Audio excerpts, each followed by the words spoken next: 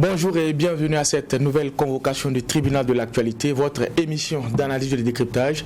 Merci à vous qui nous suivez à travers les médias leaders Twi TV et Watt FM. Merci également à ceux qui nous suivent en streaming sur Facebook. Je suis Adam Scarlett Ouedraogo, président de ce tribunal. Je suis en compagnie des juges au siège, Bernard Bougouma Jofra-Vaha. Bonjour et bienvenue. Bonjour président Ouedraogo, bonjour juge Vaha, bonjour madame, monsieur. Bonjour juge Bougouma, bonjour président, bonjour auditeurs et téléspectateurs. Le 6 avril 2021 a marqué les 100 premiers jours du second mandat du président Roch-Marc Christian Kaboré. Après l'opposition politique, c'était au tour du parti au pouvoir de passer en revue la gestion du chef de l'État. Quels sont les chantiers engagés sur le terrain politique, économique, social et sécuritaire? Retour sur ce bilan du mouvement du peuple pour le progrès MPP. Et notre convoqué ce matin est Ludovic Bationo. Il est le secrétaire national chargé des secteurs structurés du MPP, Mouvement du Peuple pour le Progrès. Bonjour et bienvenue. Bonjour Président. Alors avec vous également, nous allons parler de la vie du parti, mais ça sera après cette première partie de l'émission, les avant-propos.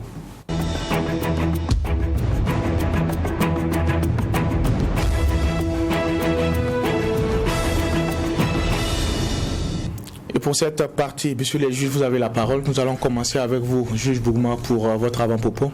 Merci, Président. Mon avant-propos va concerner une formation qui est en train d'être dispensée au personnel de santé sur la gestion des catastrophes sanitaires, donc liées aux questions sanitaires, avec à l'intérieur de la simulation et tout. Je pense que c'est une très bonne initiative qu'il faut saluer et encourager. Donc, former les uns et les autres à savoir faire face, je dis bien, aux catastrophes avec les simulations, ça s'appelle de l'anticipation. Et là, beaucoup de pays sont effectivement en avance sur nous. C'est vrai que par moment, avec la surprise, c'est pas évident, mais il y a quand même que on agit dans la prospection. Et c'est d'ailleurs dans ce sens que Nathanaël Tapsova, qui avait écrit un livre en français et en anglais, le titre du livre, c'est « Rien de nouveau sous le soleil ». Et donc, dans plusieurs de ses interviews, il faisait cas effectivement de ces choses-là, où il déplorait qu'après le 1er septembre, même sur la question de la canalisation, donc du traitement des eaux de pluie et tout, on était toujours en retard, comme si le 1er septembre 2009 ne nous avait pas instruit, ne serait-ce que dans le domaine de l'assainissement. Donc, quand on regardait certains caniveaux, c'est très petit, c'est vraiment réduit.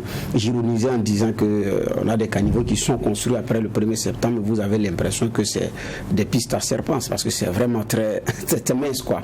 Voilà, par rapport à la quantité d'eau qui se déverse, c'est petit comme exutoire. Bon, les choses sont en train de changer, parce que là, quand on regarde les dimensions des caniveaux qui sont en train d'être construits dans certains quartiers à Ouagadougou, on sent qu'il y a eu une amélioration.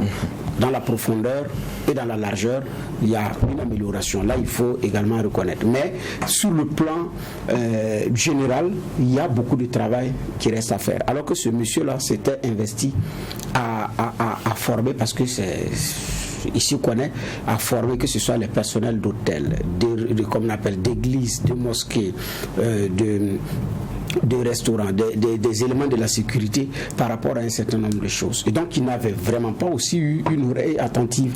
Il a même, parce qu'il réside aux États-Unis, écrit à l'ambassade pour demander le soutien de l'ambassade par rapport à faciliter un certain nombre de choses, parce qu'en la matière, il faut vous adresser aux ambassades, c'est ce que les ministères concernés demandent, et le traitement, voilà. Mais finalement, il n'y a même pas eu une réponse pour dire nous avons pris acte de vos correspondances, mais on attendra de voir, mais c'est resté lettre morte. Donc, quand on voit la formation qui est dispensée, en lien avec ce qui avait été proposé, parce qu'il a parlé de ces choses-là, j'ai dit, bon, est-ce lui qui a créé le déclic ou bien c'est d'autres personnes, mais quoi qu'il en soit, j'ai dit le Burkina Faso a l'expertise dans beaucoup de domaines, pour peu qu'on les valorise ou qu'on veuille les laisser faire. Mais bon, quand vous proposez l'expertise, en même temps on cherche à savoir vous êtes de quel parti politique, vous êtes de quel bord idéologique, ça pose véritablement problème. Mais c'est déjà bien, je dis bien, que sur le plan sanitaire, parce qu'il y aura dans la formation, il est même prévu de la simulation pour des malades, pour des patients qui sont en traitement et pour ceux qui sont victimes de la catastrophe, comment on gère les deux dans une situation de catastrophe sanitaire. Donc, parce que c'est deux cas qui sont vraiment différents, mais qui méritent également traitement et attention. J'ai dit c'est une initiative qui a salué, mais je pense que par rapport à la lutte contre le terrorisme et les changements climatiques, il y a encore beaucoup d'efforts à faire dans d'autres segments de la sécurité liés à la gestion des catastrophes naturelles. C'est ce que j'avais comme avant-propos. Merci pour ce regard, juge Bougma. À présent, vous avez la parole, juge Ouar. Oui, merci, Président. Moi, mon avant-propos va concerner une audience, une visite, on va dire comme ça, celle de Apollinaire Compaoré, qui, faut-il le rappeler, est aussi le président du Conseil national du patronat burkinabé. Et l'homme d'affaires est aujourd'hui au cœur d'une vive polémique, on dira comme ça, avec ces accusations de fraude et de collusion avec des groupes armés terroristes évoluant dans le nord du Burkina Faso.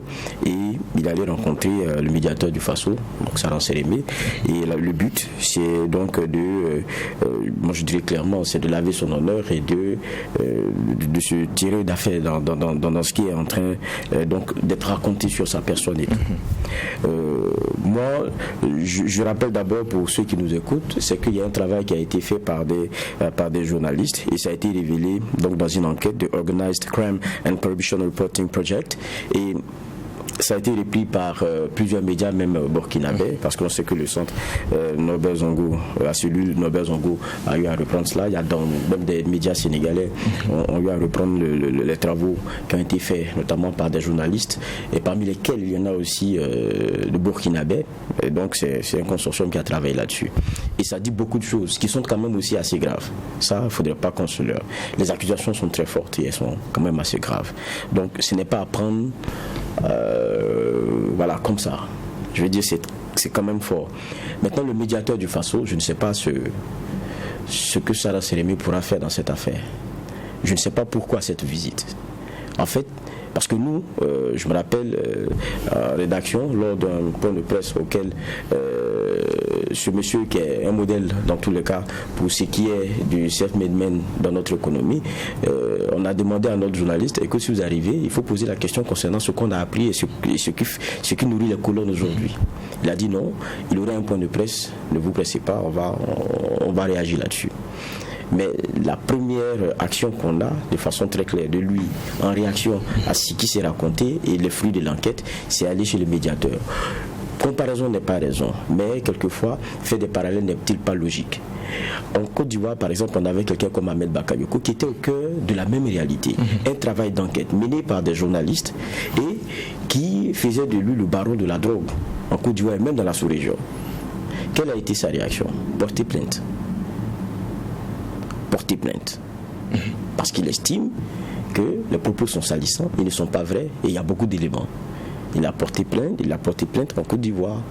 Et donc, pour que son honneur soit lavé et qu'il soit rétabli dans ce qu'il transpire de plus sain selon lui. Moi, je suis de ma petite personne, en tout cas, au regard de l'actualité, parce que c'est ce que nous faisons ici, l'aborder, y jeter un regard et puis l'analyser. Je trouve que cette audience-là, elle est très mal placée. Même pour le médiateur du Faso, qui pour moi, je ne sais pas ce qu'il va y chercher. Et pour Apollinaire Compaoré, pour qui j'ai beaucoup de respect, parce que je dis encore, c'est un modèle pour ceux qui, dans le domaine de l'économie, tentent chaque jour de partir de rien. Mais c'est pas comme ça qu'on lave cet honneur au regard des accusations qui sont si fortes. Je ne dis pas qu'il faut faire comme Ahmed Bakayoko en son temps qui perd son âme. Mais je dis, la logique, je ne la comprends pas. Et c'est pour ça que moi, je voulais le partager comme avant-propos à ce tribunal de l'actualité. Merci, messieurs les juges, pour ces différents regards. Merci également à l'équipe technique de cette émission, le tribunal de l'actualité, équipe qui nous permet d'être en direct et en simultané sur Truth TV et Watt FM. Pour ceux qui nous prennent en marche, je l'ai dit, notre convoqué ce matin, Ludovic Bationo. Alors, notre convoqué est secrétaire national chargé des secteurs structurés du mouvement du peuple pour le MPP. Bonjour une fois de plus et merci d'avoir honoré notre convocation. C'est à vous merci. Alors, je le disais au début de cette émission, la direction politique nationale de votre parti a animé tenu un point de presse, c'était lundi. Alors, à l'ordre du jour, il y avait la situation nationale et plus précisément les 100 premiers jours de gestion du président Roch-Marc Christian Kaboré. Avec les juges, nous allons décrypter ensemble le bilan du parti au pouvoir. Mais avant de rentrer dans le vif du sujet, nous allons nous intéresser à la vie du parti. Et la première question que je m'en vais vous poser, c'est comment se porte aujourd'hui le MPP dans un contexte post-électoral où on a vu aujourd'hui nous ruer vers la majorité présidentielle. Comme je l'ai dit, comment se porte aujourd'hui le parti au pouvoir? Monsieur Bationo. Merci Président. Je peux vous assurer que le mouvement du peuple pour le progrès, le parti que vous taxez, le parti au pouvoir, se porte très bien. Il se porte très bien dans la mesure où tous les organes et les instances sont tenus à bonne date jusqu'à la date d'aujourd'hui.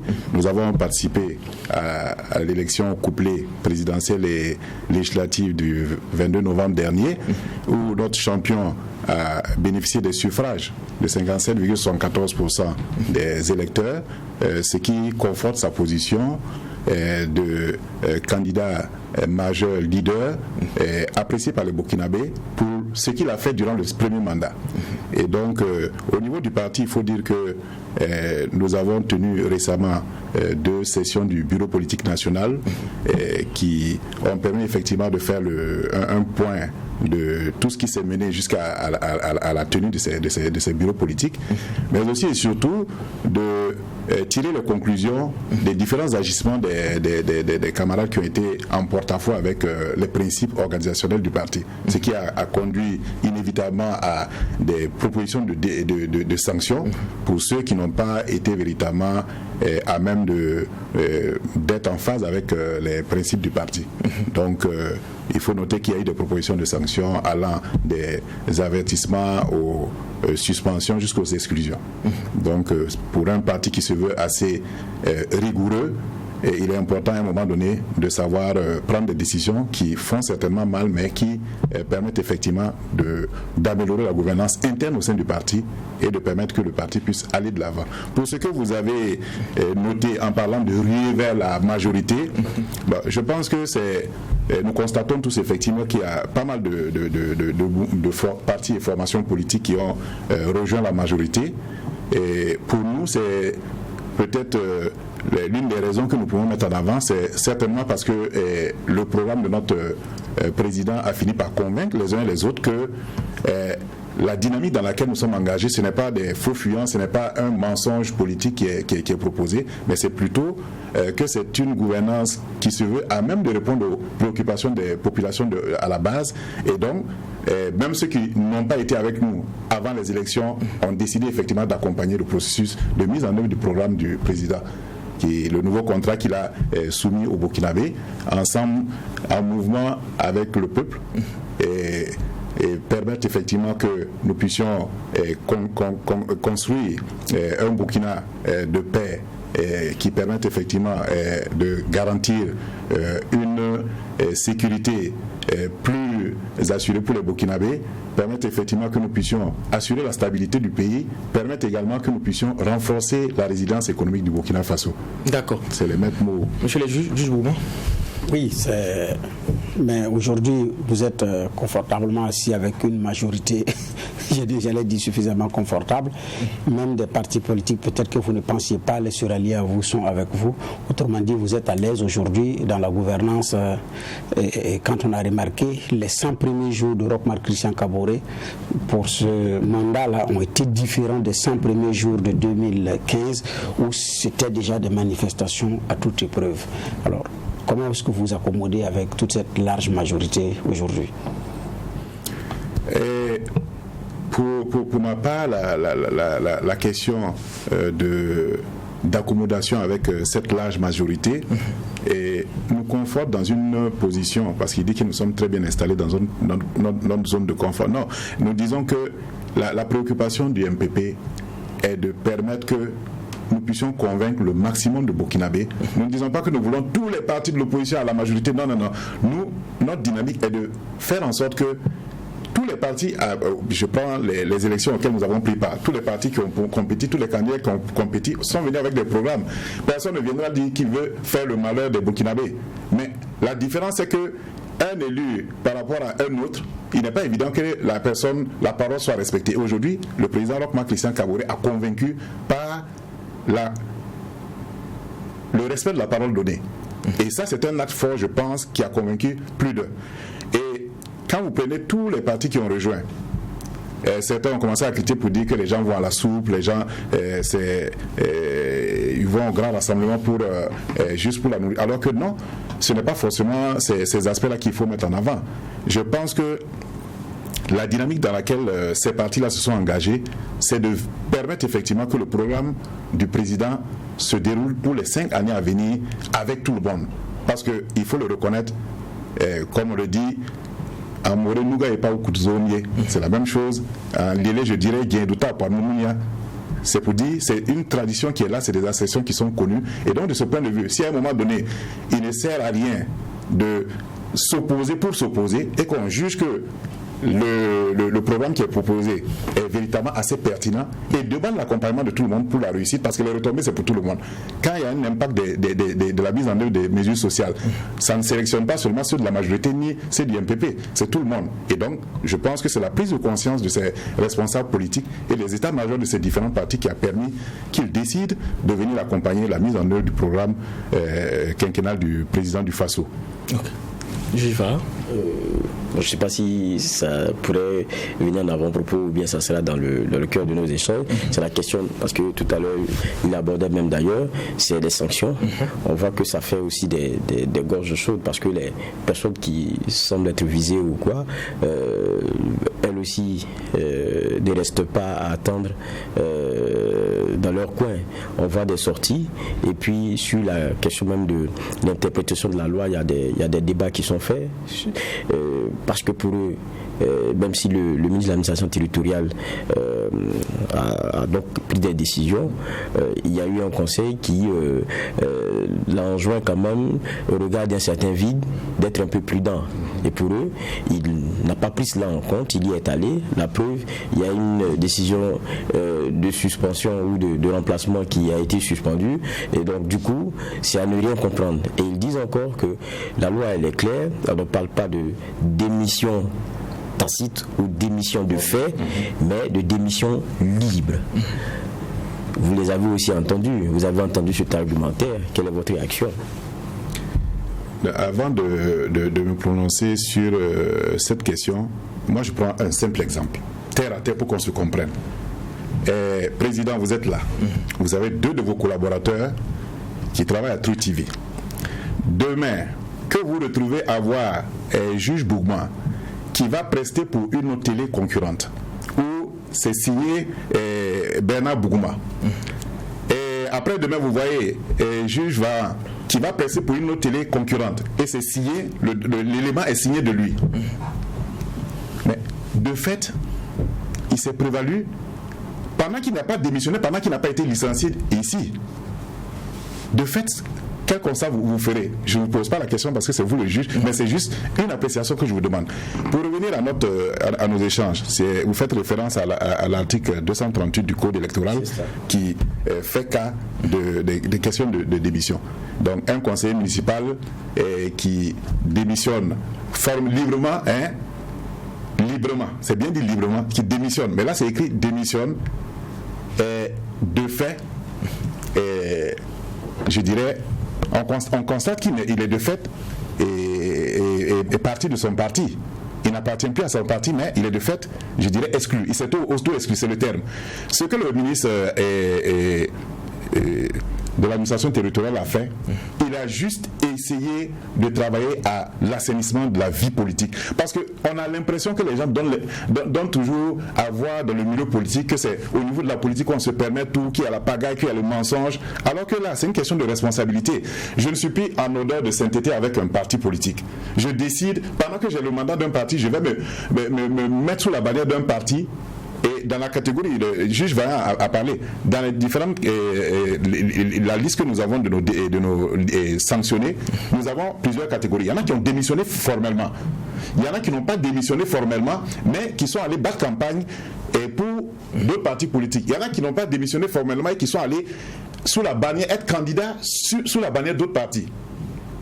Et il y en a qui ont simplement travaillé dans l'ombre contre le MPP. Et on a les preuves.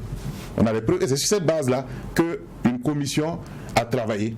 Je vous assure qu'il y a des gens qui ont quitté plus de 400 km pour venir à Ouaga pour répondre. Parce que chez nous, le principe est qu'on ne peut pas, je dirais, accuser ou condamner quelqu'un sans l'avoir entendu. Et donc, l'occasion a été donnée à tous ceux qui ont été accusés de venir donner les preuves qu'ils sont innocents. Et c'est après avoir fait je dirais, un travail de confrontation avec toutes les personnes incriminées que le rapport a été soumis au bureau exécutif national, qui l'a également soumis au bureau politique national. Et bientôt, il sera présenté à notre congrès. Donc, pour ma part, oui. Alors, pour ma part, ce qui est fait, c'est véritablement en droit. Ce que le ministre de l'administration territoriale a fait, c'est véritablement amener les acteurs politiques à être responsables. C'est une responsabilisation dans le sens de l'assainissement de la vie politique. Parce que quelqu'un qui dit qui est élu sous la bannière de notre parti, alors qu'il a un mandat du MPP, ça pose problème. Quelqu'un qui n'a pas démissionné du MPP et qui va battre campagne au vu aussi de tout le monde avec des preuves, et il veut qu'on le garde dans la famille et il veut bénéficier toujours de l'avantage du mandat qu'il a au niveau du conseil municipal. Je pense que ça doit choquer, ça doit poser problème. Je pense qu'on a abordé le sujet déjà ici au tribunal de l'actualité, oui, sans invité. Et moi je disais que les transhumants et les nomades sont un genre d'atteinte et un genre de fossoyeur de l'éthique à la démocratie. Ça c'est des réalités. Mais ici le procès n'est pas celui moral. C'est la question des textes. Et ce qu'il rappelle, c'est que le ministre lui-même qui a requis donc le conseil d'État s'est vu signifier que dans le vide de la loi, le Conseil d'État suggère que le gouvernement travaille à l'adoption d'un texte pour éviter d'être dans une sorte d'impasse chaque fois que de tels cas se présenteront à l'avenir. Déjà qu'on a des cas précédents dans lesquels les décisions prises ont été cassées. Pourquoi ne pas se donner les moyens du point de vue des textes de régler cela une bonne fois pour toutes et puis d'aller très vite à ce type de décisions qui après sont cassées encore par la justice. Ça ne grandit pas notre exécutif. Parce que quand vous êtes conseiller, le minimum aussi, c'est bien cela.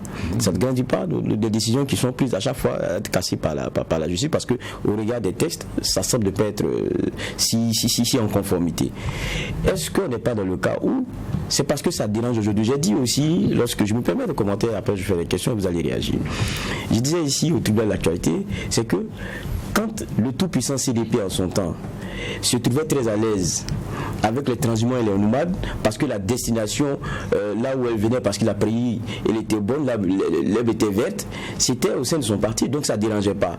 Lorsque la saignée commençait à concerner le parti lui-même, il a commencé à prendre des dispositions pour ne pas que on se lève un matin et puis on se rende compte que celui qui était avec nous, en fait, il avait porté une veste CDP, ben, la chemise là, c'est à l'effigie d'un autre parti politique. Donc, quelquefois, c'est celui qui saigne qui prend des décisions, et à un moment donné, quand ça l'arrange, mais ça ne l'arrange pas. Est-ce que c'est pas parce qu'aujourd'hui, le MPP a des problèmes qu'il y a le ministre qui va vite à ces décisions-là et qui sont cassées, et je dis encore qu'ils ne grandissent pas les décisions d'un exécutif? Donc là, je peux vous assurer que la vision du MPP, c'est effectivement d'aller en profondeur dans des réformes structurelles qui vont tenir pour l'avenir. Ce n'est ni des règlements de compte, ce n'est ni des prises de décision, je dirais, ciblées, mais je pense que c'est vous dites qu'effectivement c'est peut-être que le ministère est allé un peu trop vite. Bon, parce que le test aujourd'hui, pourquoi ne pas travailler? J'ai vu que le tribunal administratif avait déjà, quand il a été saisi, a directement débouté la décision. Mais ce que je veux dire, l'avantage au moins de ça, c'est d'avoir levé le lièvre, et le débat va se mener maintenant. Le lièvre, elle est levée il y a longtemps. C'est pas la première fois qu'il y a des décisions de ce type-là sur le nomadisme et la transhumance pour des personnes qui ont des sièges. Vous savez, et l'autre élément que je précise, c'est que la saignée dont vous parlez, ça concerne tous les partis. Les transhumants viennent de partout, ils partent partout. Donc ce n'est pas une question de dire c'est uniquement parce qu'ils ont on a des gens qui ont quitté le MPP qui se retrouvent ailleurs. Non. Je peux vous assurer, si vous pourrez vous-même faire le point, vous avez les moyens de le faire, vous pourrez vérifier, vous verrez que les transhumants ils vont dans tous les sens. Donc ce n'est pas seulement une question ni du MPP ou des partis de la majorité. Ça je peux vous assurer. Donc pour moi, effectivement, une situation comme ça demanderait à être effectivement réglée en allant par la loi régler ce vide juridique, parce que c'est un vide juridique qui est là et qui demande véritablement à être corrigé pour véritablement une stabilité également des conseils municipaux. Parce que là également, c'est des éléments qui peuvent à un moment donné constituer des situations de crise qui vont mettre à mal le bon fonctionnement des conseils municipaux. Et je crois que l'heure est à point de pouvoir quand même attirer l'attention là-dessus et de proposer quelque chose. Oui, effectivement, presque tous les partis politiques sont concernés par une telle situation, de l'UPC au MPP, en passant d'ailleurs par le FASO. Autrement, quand on se rappelle de l'épisode du Dr Ablassoy et son député dans l'Assemblée nationale. Donc, j'ai dit presque tous les partis politiques sont concernés. Il y en a qui ont le courage de démissionner, de s'assumer, il y en a qui ne le font pas, qui gardent le mandat avec un pied ici, un pied. Il a bien décrit, notre invité a bien décrit la situation. Maintenant, il y a un dispositif légal qui reste à parfaire, mais les juges ont été clairs, comme l'a dit Geoffroy. Il faut légiférer. Entre prendre le temps de légiférer ou bien se précipiter prendre une décision, un arrêté qui va être retoqué devant les magistrats. Qu'est-ce qui était la chose la plus facile? C'était quoi? Mon point de vue, c'était de légiférer. Pourquoi est-ce que ça prend du temps pour être légiféré? Bon, vous connaissez quand même les procédures en matière d'élaboration des lois. Et je crois que même si des gens sont en train de travailler à cela, tant que ce n'est pas déposé sur la table du président de l'Assemblée, que au niveau de l'Assemblée, c'est le Conseil des présidents adopte cela comme quelque chose qui sera présenté en plénière. Et vous connaissez un peu les procédures. Il y a tellement de temps à entendre tous les techniciens, avoir un peu les avis, je dirais, confrontés de tous ceux qui sont des acteurs du domaine, avant effectivement de choses. Ça prend véritablement du temps, c'est ça la réalité. Bon, mais quand cela ne tient, je pense que comme le débat, il est actuellement lancé et que c'est un débat d'actualité, je crois que les acteurs de cette portions qui doivent être à même de légiférer travailleront à accélérer maintenant le processus, parce que c'est plus que nécessaire aujourd'hui et tout le monde attend cela. Je suis d'accord que c'est plus que nécessaire, parce que même les populations il y a un abus, elles ne savent même plus avec qui aller, ce qui fait que les populations ne prennent plus d'engagement sérieux avec un homme politique. On n'accorde pas une importance à sa parole, compte tenu du fait qu'elle sait qu'aujourd'hui il est là, demain il est ici, après-demain il est là, il est parti, il n'est pas parti, et donc il y a un problème de confiance. Et les sondages donnent que sur toute la classe politique, opposition comme majorité, la confiance elle est très basse. La réalité c'est qu'elle est là. Donc je pense que le mieux c'est de pouvoir régler ces questions. Bon, les municipales ont été reportées. Le Code général des collectivités est en relecture. Un certain nombre de choses doivent être revues. Code électoral, ici, ou cela. Donc je pense que le mieux aussi, c'est d'accélérer sur ces choses-là. Parce que là, c'est du temps perdu, c'est de l'énergie, j'ai dit bien perdu, c'est de l'argent aussi perdu. Parce que toutes ces courses-là, ça implique de l'argent.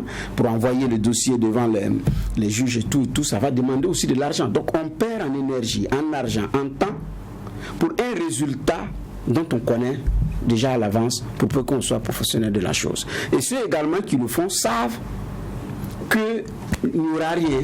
Mais c'est comme l'a dit Geoffroy, sur le plan moral, sur le plan éthique de la politique, la démocratie prend un sérieux coup. Alors que vous avez des hommes de terrain qui sont des hommes de qualité qui auraient pu permettre d'améliorer l'offre politique, d'embellir l'image de notre démocratie en construction. Mais malheureusement, nous ne sommes pas dans une telle situation. Moi, c'est le commentaire que moi je fais. Donc, vivement que les uns et les autres puissent légiférer, parce que là, c'est pas sérieux à la limite, quoi. D'accord. Oui, mais peut-être là, j'ai une dernière réaction là-dessus. Peut-être que notre invité aussi réagira. C'est bien de parler de transhumants, de nomades. Mais ce qui est bien, lui-même nous dit, tous les partis politiques sont concernés. Oui. Mais ceux qui font du recrutement en face là, c'est les mêmes partis politiques. C'est-à-dire que maintenant, on n'est plus dans la conviction face au projet qui est proposé, aux valeurs qui sont défendues, mais on est à l'alignement relativement à une mouvance et aux intérêts qui pourraient être les nôtres. C'est ce que notre classe politique est en train de donner, de voir notamment aux profanes. C'est qu'aujourd'hui, c'est comme ça que ça fonctionne. Vous avez des problèmes, vous allez en face. Tant qu'on peut avoir un groupement pour solutionner cela pour vous, c'est bon. Vous vomissez les gens d'hier, quelquefois allant aux antipodes de ce en quoi vous croyez et ce qui est défendu à la base dans le parti où vous étiez. Il n'y a plus une question d'idéologie, il n'y a plus une question de projet, il n'y a pas une question de valeur. C'est un peu dans ça qu'on est, c'est dans ça qu'on a. Mais c'est votre faute à vous. Hein. C'est vous tous. C'est la faute de tout le monde. Non, c'est vous tous. La classe politique, vous, journalistes, vous devez contribuer également à apporter, je dirais, la lumière sur ces questions-là. C'est pour ça qu'on vous invite depuis que souvent, on n'est pas tendre avec vous là. Non, c'est même pour ça, c'est normal que vous ne soyez pas tendre. Ce que je veux juste ajouter, c'est que ce n'est pas forcément des partis politiques qui recrutent. La situation qui se présente, elle est saine. Je préfère toujours peindre les choses, c'est pour qu'on se comprenne. Le juge Vahan est de la même province que moi, je suis de la même province que lui. Nous sommes des candidats potentiels de notre parti. À un moment donné, il se rend compte qu'il a moins de chances que moi. C'est aussi simple que ça. Il calcule que s'il reste, il ne va pas passer sur la liste qui sera constituée. Il y a des partis qui existent de nom, mais qui n'ont pas de militants, qui n'ont pas de cadre, et qui recherchent effectivement des gens. Donc lui, il peut effectivement approcher un parti qui véritablement ne pèse pas du tout dans notre localité et qui est prêt à l'accompagner. Il va sous la bannière de ce parti, il vient, il se présente et il passe. Mais s'il ne passait pas, non, c'est un exemple, il n'allait pas passer s'il restait là. Je prends le cas, s'il va se présenter, il sera tête de liste, nous deux on peut passer ou bien lui il passe et moi j'échoue. C'est parce qu'il est sûr de sa valeur intrinsèque, de sa position, de sa capacité de mobilisation qu'il le fait. Son exemple est très intéressant. Son exemple est très intéressant parce que ça transpire aussi les problèmes qu'on a au sein de beaucoup de partis politiques. C'est la réalité malheureusement. Oui. Le monsieur, il a son assise dans sa région. Le monsieur, il a, le capital sympathie auprès des populations. Mais on vient parce que d'en haut, il y a une autre décision, lui on ne le veut pas. On vous dit, bon écoutez, on va mettre un autre, mais il faut travailler à ce que lui soit élu. Mais j'ai dit, mais attends, à quoi ça sert, moi, en politique, de prendre tout mon capital, de donner à quelqu'un qui, parce que juste il a été décidé, et que ce soit lui, et ça vient d'en haut. Et vous voyez que très souvent, il y a même ces guéguerres-là, lorsqu'il s'agit de positionnement. Et c'est ça qui fait qu'après, les gens s'en vont. Et puis, bizarrement, c'est que celui qu'on a désigné d'en haut se retrouve avec lui dans le challenge, et il paie. Et c'est celui à qui on voulait faire la force qui remporte. Et là on revient dans le système dans lequel on est avec la décision qui est en train d'être prise. Donc je vais dire que il y a dans votre façon de fonctionner, je parle des partis politiques, beaucoup de choses aussi à revoir. Donc, mais bon, comme c'est pas seulement le seul sujet. Donc c'est l'assainissement de la vie politique, il y a vraiment du travail. C'est un terrain dans lequel vous avez beaucoup de travail à faire. Merci. Absolument. Nous allons passer au deuxième sujet, sinon la deuxième partie de cette émission. Alors on l'avait dit, on allait scruter ensemble le bilan des 100 premiers jours du président Roch Marc Christian Kaboré. Alors hier, lundi plutôt, vous avez tenu un point de presse où en tout cas le MPP a donné sa lecture de ce qui a été fait par le président du Faso sur le plan économique, social, politique et aussi sur le terrain sécuritaire. Alors peut-être intéressons-nous déjà à la question économique. Quand on écoute les premiers responsables de votre parti, on estime qu'il y a eu des décisions structurelles, en tout cas pour permettre aux Burkinabés de vivre mieux. Mais la vérité c'est que plus de 100 jours après, on n'a toujours pas de référentiel national pour le développement. Est-ce qu'on ne navigue pas à vue, M. Bationo? Non, je pense qu'on ne navigue pas à vue, puisque le nouveau référentiel national de développement qui sera proposé au Burkinabé tire sa source de la mise en œuvre du programme du président et également fait un point de jonction de ce qui a été fait du bilan des 5 premières années. Et donc, il y a des acquis qui demandent à être renforcés. Il y a également de nouveaux chantiers qui sont jugés comme des chantiers prioritaires. Et donc, dans tout cela pris ensemble, cela fait que c'est quand même une équipe, une élite quand même de gens bien futés qui travaillent là-dessus. Et de mon point de vue, pour une une question aussi essentielle relative au développement, il n'y a pas de précipitation. Il vaut mieux prendre le temps nécessaire de proposer quelque chose de potable, quelque chose qui va tenir la route, que de faire dans la précipitation et de déposer sur la table juste pour plaire aux gens, pour montrer qu'on gagne du temps ou bien qu'on fait les choses dans des délais brefs. Mais pour cela, je peux vous assurer que quand il sortira, ce référentiel-là, il sera véritablement à la hauteur de vos attentes. Il y a Juge Bourma qui veut réagir là-dessus. Le PNDS aussi a été présenté comme un document qui va être à la hauteur des attentes. Bon, bref, à un moment donné, il a été sorti du discours de ceux qui nous gouvernent quand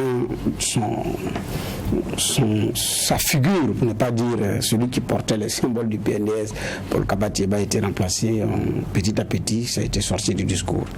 Mais bref, moi, par rapport à ce que vous dites, je ne suis pas tout à fait d'accord avec vous. Pour la simple raison que les cellules qui réfléchissent prospection, avenir, sont contenues dans les partis politiques.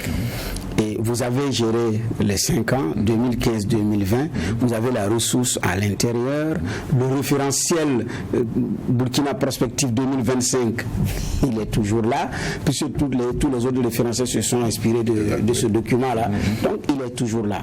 Et vous partiez aux élections avec la certitude également d'être élu. Donc, de mon point de vue, dans les tout premiers 100 jours de l'exercice du mandat du président, on devrait pouvoir avoir ce référentiel pour prouver que vous aviez anticipé surtout et même sur le référentiel.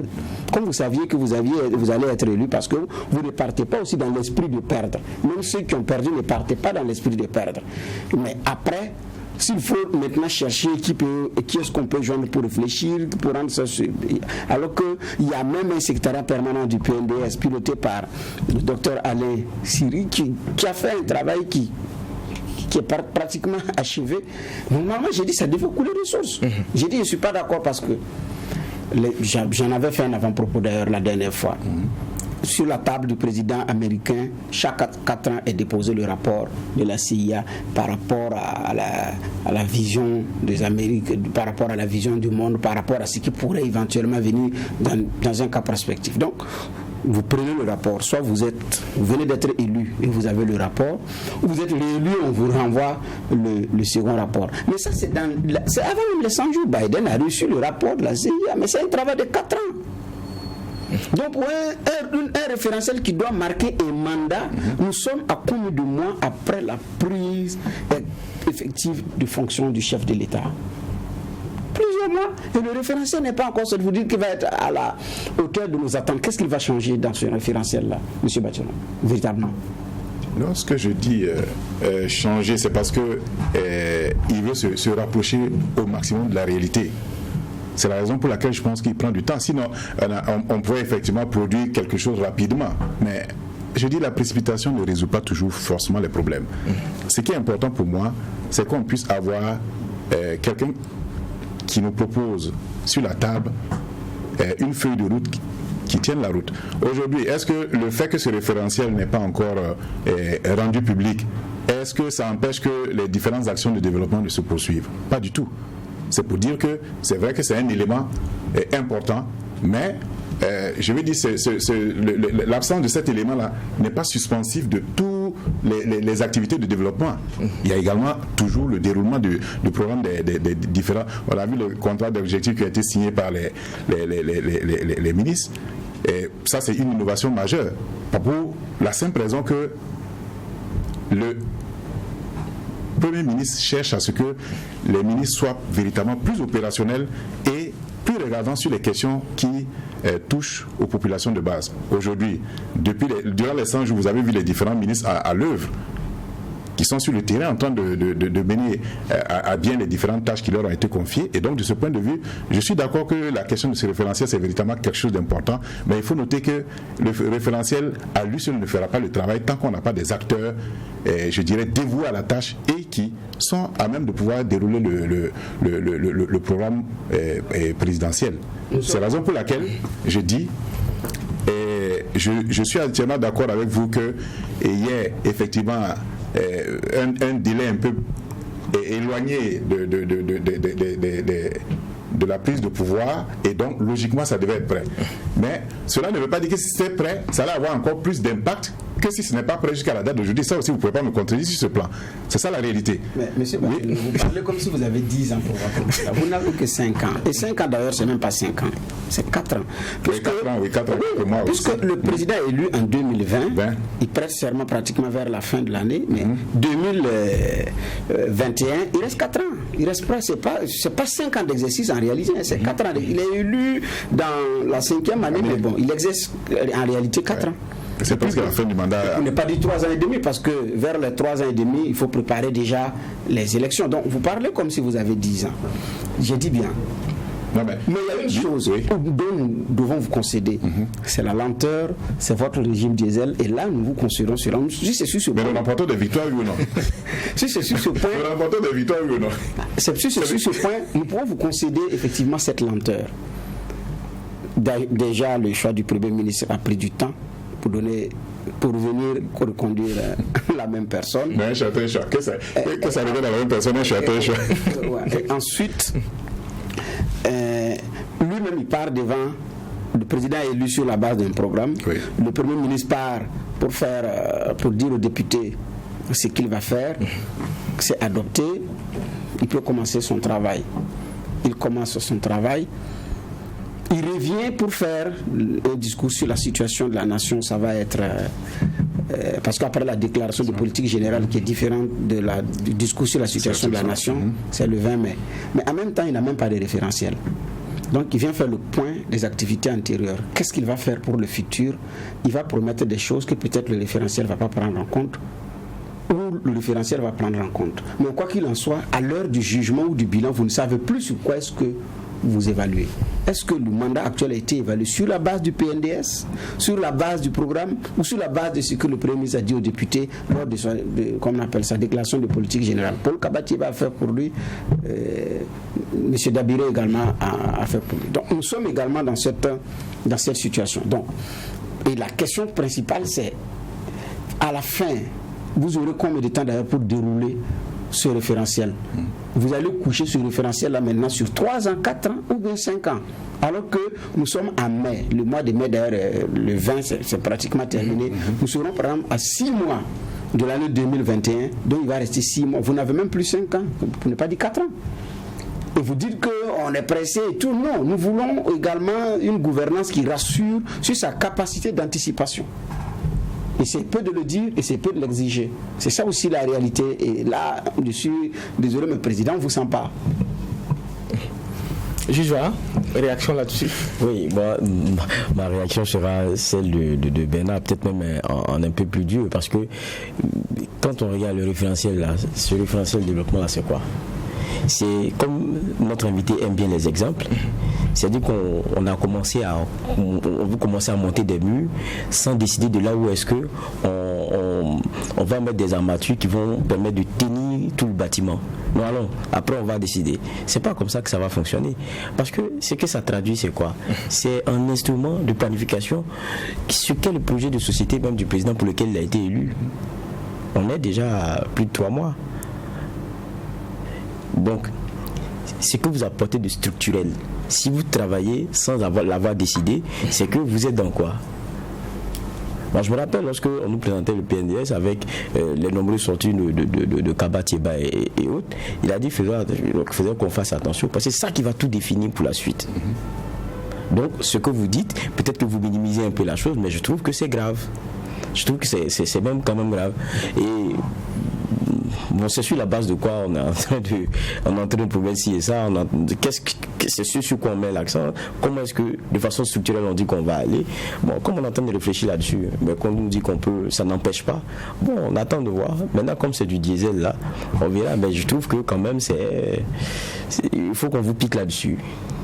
Normal, il faut nous assurer. Non, mais je dis ce que je vais juste ajouter par rapport à lui, son commentaire. Non, entièrement d'accord avec ce que vous dites. Et la seule chose, quand vous prenez l'exemple de la construction, où les murs sont en train de monter, mais avant que les murs ne montent, ce que je veux dire, il y a déjà l'architecture, il y a déjà le plan. Voilà, ce plan-là. C'est référentiel là, non? Mais ça s'inspire déjà du programme présidentiel. Ce référentiel-là s'inspire de ça. Et donc le travail qui est en train de faire, c'est véritablement sortir la substance de ce qui est opérationnel et qui va être mis à la disposition. C'est un instrument de planification. Exactement, oui. Et donc, mais pour la planification, c'est quelque chose. Je suis d'accord que Bourma tire dessus pour dire que ça aurait dû être prêt dès que le président prêtait serment, mais je pense que s'il y a des réajustements nécessaires, il est important effectivement qu'on donne le temps à... Mais est-ce que vous n'êtes pas si prudent parce que le PNDS là, à un moment donné, j'ai eu l'impression que d'abord, c'était redondant, tout le monde PNDS, et puis à un moment donné, on dirait qu'il y a eu un gentleman agreement au niveau de l'exécutif, ne même plus dire le nom de PNDS. Non, je crois pas. Est-ce que c'est pas pour ça que vous êtes un peu plus prudent aujourd'hui? Non, pas du tout. Le PNDS a été décliné jusqu'à la fin du mandat, le premier mandat. On est tous d'accord. Oui. Mais le fait puisque la première phase de Paul Kaba-Tiba 1, effectivement, il y a eu une tournée dans les régions pour expliquer tout et tout. Bon, c'est ce qui a fait qu'on en parlait un peu partout, un peu tout le temps. Mais maintenant que tout le monde est informé, tout le monde connaît je dirais l'arsenal qui est mis en branle pour permettre la mise en œuvre du PNDS. Je crois qu'on ne va pas passer le temps à faire des choses redondantes jusqu'à la fin du mandat. Il fallait passer à autre chose. D'accord. Alors, M. Batoulou, nous allons nous intéresser à un secteur aussi assez transversal. C'est la question sécuritaire. Aujourd'hui, quelle est la lecture du MPP par rapport à ce qui est proposé comme structurel pour venir à bout du terrorisme au Burkina Faso? Vous avez certainement vu les vidéos qui ont circulé et qui ont fait couler beaucoup d'encre de salive. Quelle lecture vous faites d'ailleurs par rapport à ça et les moyens qui sont proposés sur le terrain pour lutter contre le terrorisme? Déjà, par rapport à cette question sécuritaire, je vais, avec votre permission, présenter mes condoléances à toutes les victimes du terrorisme, et aux familles des victimes du terrorisme, et également souhaiter un prompt rétablissement à tous ceux qui ont été victimes. Il y a beaucoup de blessés qui portent toujours les marques et des séquelles. Pour la question sécuritaire, je pense que c'est un domaine quand même très sensible, où, comme on le dit, la grande muette, il y a beaucoup de choses qui est fait au niveau de l'armée. Il y a beaucoup de choses qui est fait. La preuve, quand vous prenez durant le premier mandat, le gap qu'il y a eu entre le budget qui était alloué à l'État, à l'armée, la hausse de ce budget-là prouve que l'État a consenti des moyens, je dirais, substantiels pour aider à améliorer les capacités opérationnelles. Est-ce qu'il y a un impact sur le terrain? Naturellement qu'il y a un impact sur le terrain. S'il n'y avait pas un impact sur le terrain, est-ce que vous pensez que le ministre de la Sécurité allait pouvoir faire tourner tout de suite à Seba, à Déou? Il y a un impact sur le terrain réellement. Seulement, comme on ne donne pas à voir, au niveau de l'armée, on n'a pas besoin de faire de publicité sur ce qu'on donne comme équipement. Là, il y a des soldats qui sont formés, il y a des soldats qui reçoivent des équipements, mais on n'a pas besoin d'étaler ça sur la place publique. Mais eux le savent. Et quand vous prenez également l'autre réalité, prenez la première attaque sur l'avenue Kwame Nkrumah, hôtel Splendide Capuchino. Prenez le temps de réactivité de nos forces de défense et l'apport en termes d'équipement pour réagir contre cette attaque-là. Par rapport à maintenant, vous voyez quand même qu'en termes de réactivité, en termes de capacité opérationnelle, nos forces de défense et de sécurité sont déjà à un niveau où elles arrivent quand même à apporter des coups à l'ennemi. Et oui. Non, allez-y. D'accord. Donc, pour moi, aujourd'hui, il y a des efforts qui sont faits. C'est vrai que les besoins sont tellement énormes que l'argent ne suffit pas toujours. Et ça aussi, c'est la réalité. Parce que vous prenez, tous les secteurs sont prioritaires et vous avez le secteur de la sécurité. Le secteur de la sécurité, c'est un secteur où ça demande vraiment beaucoup de moyens. Quand vous prenez déjà les prix des munitions, mais si on doit évaluer ça, mais c'est de l'argent. Le prix des armes, le prix des équipements aériens, le prix des équipements roulants, chars et autres. Mais c'est vraiment de l'argent. Mais je veux dire, on n'aura jamais assez d'argent pour la sécurité. Mais le peu qu'on met déjà dedans, je pense, ça a permis de donner quand même des capacités opérationnelles à nos forces de défense et de sécurité. Okay. C'est vrai que les besoins sont énormes, mais il faut noter que le gouvernement aussi fait également des efforts, fait des efforts dans ce sens. Et au-delà de ça, avant que lui ne prenne la parole, quand je prends les autres aspects pour la question de sécurité générale, les différentes lois qui sont actuellement votées au niveau du Parlement sur la question de l'acquisition des armes, sur la question d'utilisation des drones et autres, mais tout ça, ça va permettre de renforcer également la sécurité. Parce que vous le savez mieux que moi, qu'un simple drone, quelqu'un peut être avec un drone qui est civil, mais l'utiliser pour des missions de terrorisme. Donc c'est pour dire qu'il y a un ensemble de choses qui se fait qui va permettre au finish de donner un impact sur la sécurisation de nos frontières et de nos populations.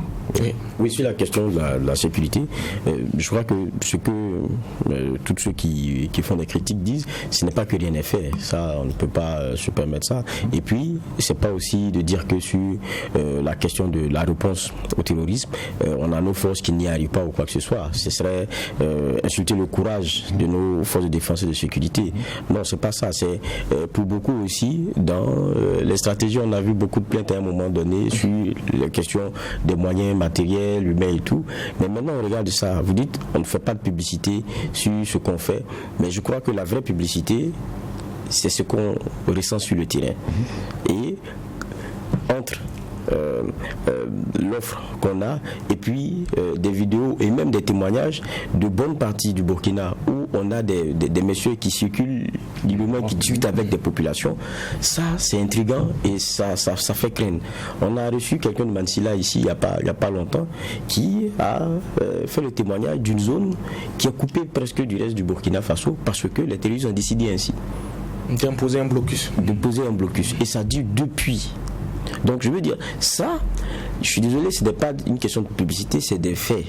Et donc du coup, quelquefois quand ça revient comme ça nous montre que, bon, peut-être qu'on est assis à Ouaga, on fait le débat, mais il y a une réalité de la sécurité sur laquelle peut-être il faut encore redoubler d'efforts. Je pense que c'est peut-être ça le message.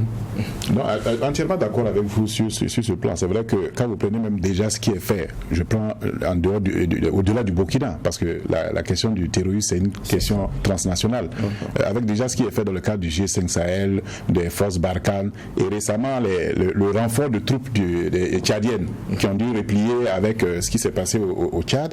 Je veux dire, tout ça c'est des choses qui viennent effectivement réduire ou affaiblir les capacités effectivement de pouvoir contrôler la boucle des frontières des trois pays.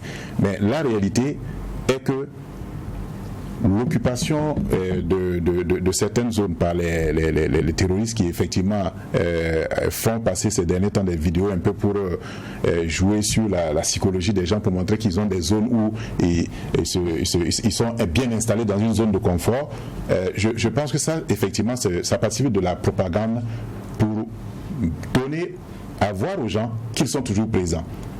Et il est important aujourd'hui de faire en sorte que, comme vous l'avez dit, c'est vrai que les moyens qui sont donnés, les actions qui sont menées, étant donné que les stratégies militaires, je veux dire, le staff militaire a sa vision également de la gestion de ces questions-là.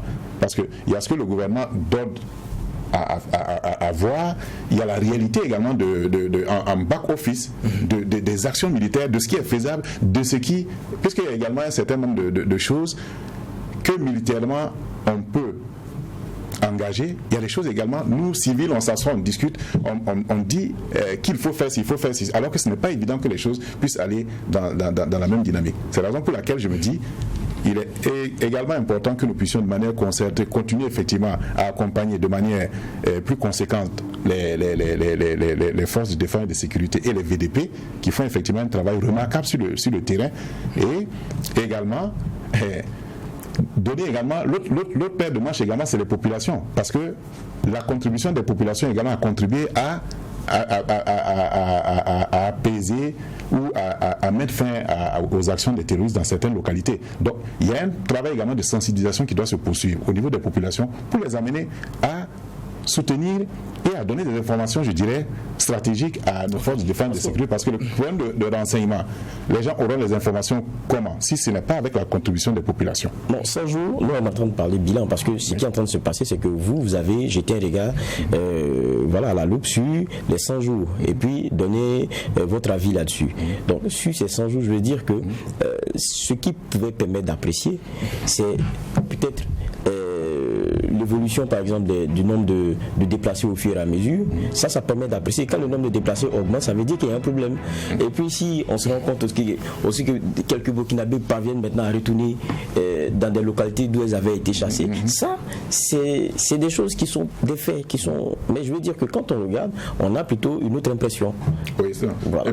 Je pense que c'est surtout une impression. Je pense que c'est surtout une impression. C'est vrai que les dernières attaques ces derniers temps, effectivement, ont occasionné des départs, mais déjà ce qui était géré, les anciens sites, avec la sécurisation de ces sites, là, il y a beaucoup de populations également qui sont retournées à leur village d'origine. D'accord. Et ça, c'est merci, monsieur Ludovic Bationo. Je rappelle que vous êtes le secrétaire national chargé des secteurs structurés du MPP, Mouvement du Peuple pour le Progrès.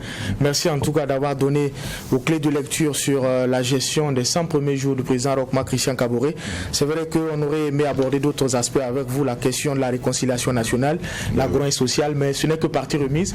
Nous allons certainement vous recevoir pour en tout cas une autre convocation. Nous allons dire merci au juge au siège pour les différentes clés de lecture apportées pour cette convocation. Alors on se donne rendez-vous pour faire le même exercice, poser un regard critique sur l'actualité. En attendant, restez fidèles au programme des médias leaders Truth TV Watt FM.